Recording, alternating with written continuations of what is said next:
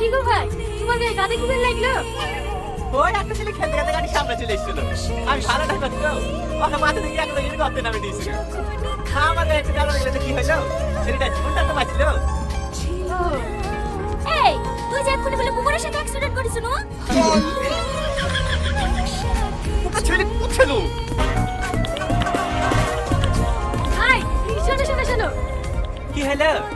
একটু তাড়াতাড়ি কাজ দিলাম। হ্যাঁ, তোমার সাথে ঘুরতে যাবো। হ্যাঁ? ঠিক আছে, তুমি 2 মিনিট দাঁড়াও।